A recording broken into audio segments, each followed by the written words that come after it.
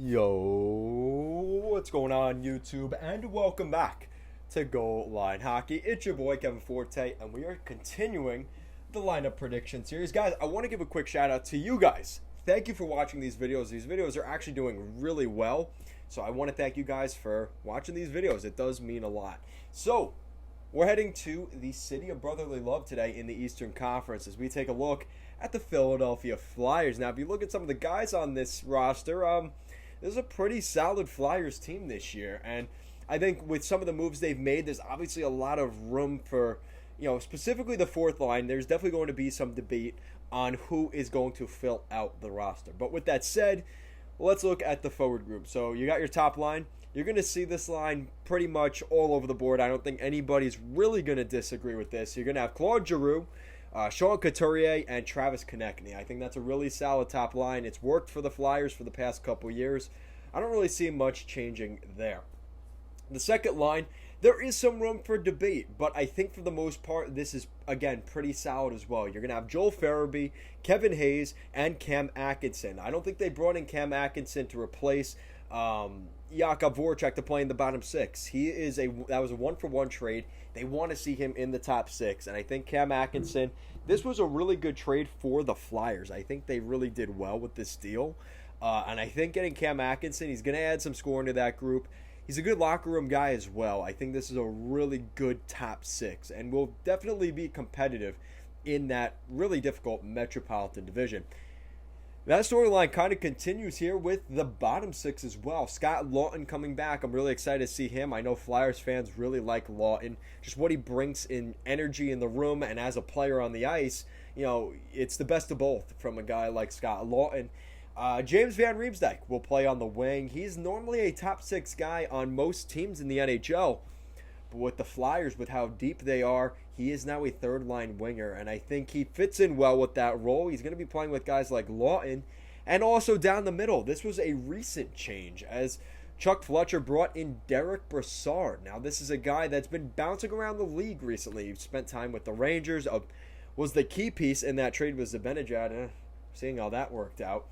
He played with the Islanders for a while. He most recently was in Arizona. Now he's coming back to the East Coast, and I really like Derek Brassard. I really liked him as an Islander. Things obviously didn't work out when they brought in Pajot, and they obviously kept Cizikas. But Derek Brassard is a solid third-line center, and I think a lot of Coyotes fans kind of were fed up with him. But he's a solid player. I think hate to say it, Coyotes fans, on any other team, Brassard is a good bottom six center, and he could add some scoring, and I think he fits well with guys like Laughton and Van Riemsdyk. Now the fourth line, the much maligned, much debate fourth line. I have Oscar Lindblom, Nate Thompson, and Wade Allison. I think Wade Allison jumps in a lineup. I think a lot of Flyers fans are excited to see what Wade Allison can bring to the Flyers. He spent the last couple years with the Lehigh Valley Phantoms in the AHL. I've seen him a couple times when they played the Hershey Bears. So this is a guy that is, again, he's a prolific scorer in the AHL. Does he bring that same game in the NHL? We're going to have to wait and see. He has to make the lineup first. There's going to be a lot of competition for that group. But I think in terms of fitting in the bottom six, fitting with what Alain Vigneault has there in Philly, I think Wade Allison is a perfect fit on that fourth line. But that's not without competition. I think two guys in particular to look at are Nicolas Aube-Kubel and Jackson Cates to maybe jump on that fourth line. And I think all three of those guys can fit really nicely in there, probably interchangeable throughout the season. But I really like Wade Allison as your opening night roster, game one guy. I'd go with Wade Allison out of those three. Now, there's still some other guys that I think are still in the mix for the Flyers that could maybe jump in. Isaac Ratcliffe is a guy they drafted, and a lot was said about him maybe being a really, maybe not a top six forward, but a really solid middle six guy. And, he's a big guy, a Philadelphia culture, that same kind of energy, but he just hasn't, his skating has just not been up to par, and his ability to read the game. And that's why he spent the last couple years in the AHL with Lehigh Valley. So I think a little bit more seasoning for him would be best. And especially with how good the Flyers are, I just don't see a spot for him truly in the lineup. And then the big one, and I know this is one that Flyers fans, it's so disappointing because when you drafted him from the WHL, from the Kelowna Rockets, there was so much hype, so much talk about Morgan Frost. And Morgan Frost just has not gotten to that next level. And the big thing when he was drafted was he's a guy that can score. He's a guy that can create offense in juniors. Can he, the way he plays his game, you can't necessarily translate that same game to the NHL.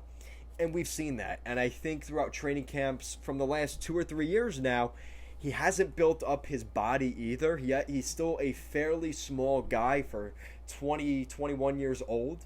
So Morgan Frost now, a couple years after he was drafted, unfortunately, like I said, the depth has gotten better, and there's no more glaring an example of lack of confidence in a guy like Morgan Frost than signing Derek Brassard. With a team that already had a lot of good centers, now you add Derek Brassard as well. It just shows that they aren't quite ready for Morgan Frost yet. And I think unless some crazy thing happens here in training camp over the next 2 weeks, I just don't necessarily see him making the roster. Which means, like a lot of these guys, he will be back with a little bit more seasoning in the AHL with the Lehigh Valley Phantoms. So, again, I'm not saying you should be, oh, he's a bust, never going to happen. I don't think that's the case. But again, with how deep this Flyers, specifically that center core is, he can't even play the wing. I mean, that's how good they are. He just hasn't risen above to get into the roster. So keep an eye on that whole situation. We obviously will throughout the season. And again, with what we saw with guys like Nolan Patrick, again, just another example of a first-round pick center that just couldn't get it together. And maybe they've learned from Patrick, putting him in year one. Maybe it's best to let him season and develop in the AHL first as a center and then bringing him up. And that may just be the situation. I think some people may be overreacting a little bit. But again, there's some parts of his game that he can control that he hasn't gotten better. So enough of that tangent. It was almost 2 minutes on Morgan Frost. But looking at their defense, a couple of changes, a pretty seismic change to their defense overall. 3 new defensemen in their top 6, according to my lineup. You got Ivan Provorov and Ryan Ellis as your new top pairing. Provorov, we know how good he is. I think Flyers fans were down on him last season, but he is still the core of that defense. I don't see that changing too much. Now Ryan Ellis, who came over from Nashville, I think he's a really nice add. Definitely makes them one of the best defensive pairings, not only in the Metro, but in the entire NHL. I really do like that group there. The second pairing, you're relying on a little bit of hope here. This could end up firing back on Chuck Fletcher because you're relying on guys having better seasons than they did last year. Travis Sanhein. He had a really tough season last year for the Flyers. And one of those guys that has now become kind of a scapegoat in Philly. A guy that just really struggled, was on the ice a lot for goals against. You're hoping that that changes this year. And they bring in Rasmus Ristolainen to play alongside him.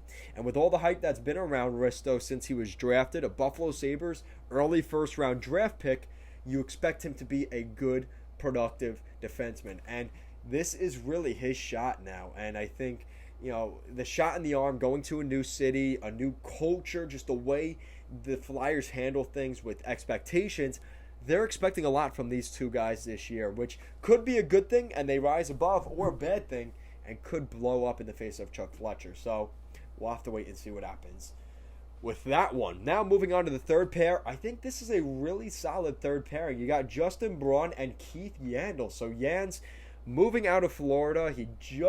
I think he sold his house in Florida this summer.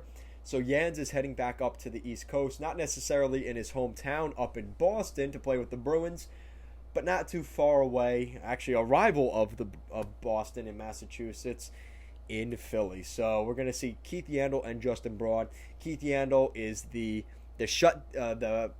quarterback of the power play. Again, you could have Ryan Ellis there as well, but I really like what we could see from a guy like Yandle as that power play guy, moving the puck forward. Again, kind of taking that role from Shane Gostisbehere, who has now moved on to Arizona as a kind of a cap dump. Definitely a lot cheaper option than Gostisbehere was for the Flyers. You also have Justin Braun, who, like I said, is the opposite, actually. He's the quarterback of the, staying at the blue line guy. He is the shutdown blue liner, the shutdown guy on the PK. So I'm really excited to see how that pairing works out. And you also have some depth defensemen that could see some ice time. Samuel Morin has definitely spent some time in the AHL. I've seen him a couple of times. A really big guy. Just hasn't been able to truly put it together. Kind of like his brother. So we'll see what happens with Sam this year. Again, he's also suffered from some injury issues the past 2 years. Hopefully that gets resolved and he recovers this year, because there's going to be some real fighting for some spots on this blue line. And we're looking at some of the guys here that we've been seeing develop, guys that have been drafted. Wyatt Wiley, a name that we saw last season in Lehigh Valley, a guy that really did well for the Phantoms. I'm expecting him to come into this year, definitely push for a spot on the roster in training camp. And you also have Cam York. And Chuck Fletcher was pretty mute on his points about Cam York. Now, if you want to look at somewhere on this blue line that we see a guy like him, like Cam York, jump in, is maybe taking Travis Sanheim's spot on that second pair alongside Big Risto. So I really want to see something that, I don't know, it comes down to maturity, I think, for Cam York. And I think the point for Fletcher is we maybe want to see him season a little bit, especially as a defenseman. You don't want to rush him to the NHL. And I think a lot of teams are learning over the last couple of years. Again, they never really learn, but they build up so much hype around guys. And a guy like Cam York is going to have a lot of hype. Do you want to put him against, with a guy like Risto, who is also trying to, make his name noticed in Philly? I don't know if that's the best combination. So maybe let Cam York play in the AHL.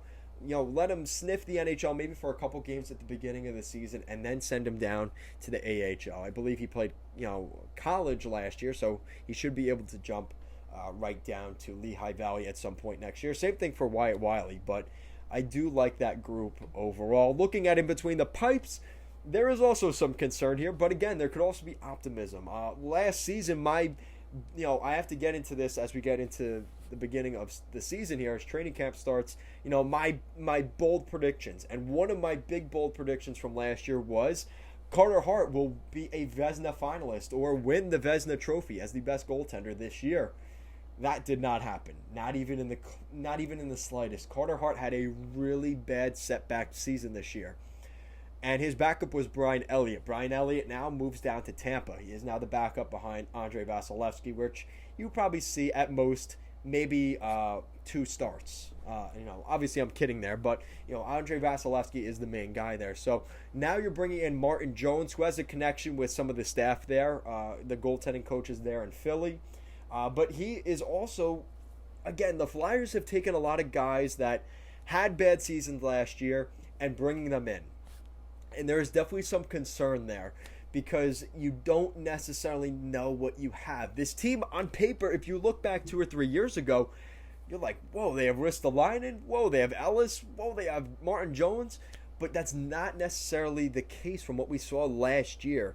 Now, was it just a down season because of the pandemic and everything else? Or is this really what these guys are? And maybe getting a more reasonable sense of what they are. Again, you're relying on a lot of these guys having bounce-back seasons. Martin Jones is no exception. Is he a reliable enough backup behind Carter Hart, who is still a young goaltender that may be in his head a little bit? And I'm hoping that he fixed that, because I really do like Carter Hart. Obviously, I want him to lose every game against the New York Islanders this year, but I do want to see him continue to develop, because I did have high expectations for him myself. Last season I said he was going to win Vezina of the Year, the Vezina Trophy, goalie of the year, and that kind of fell flat on my face. So I'm hoping for some good things from him. But let me know what you guys think in the comment section down below. What do you think of the Philadelphia Flyers going into this season? Does Morgan Frost make the lineup, or Derek Brassard making the lineup as a guy that was signed recently? Is that kind of the nail in the coffin, or is there still room for that? And do we see Cam York jump into the lineup, maybe taking a guy like Sanheim's spot there in the top 4? Let me know your guys' thoughts down below. Guys, as always, thank you so much for watching this video, and I will see you again next time.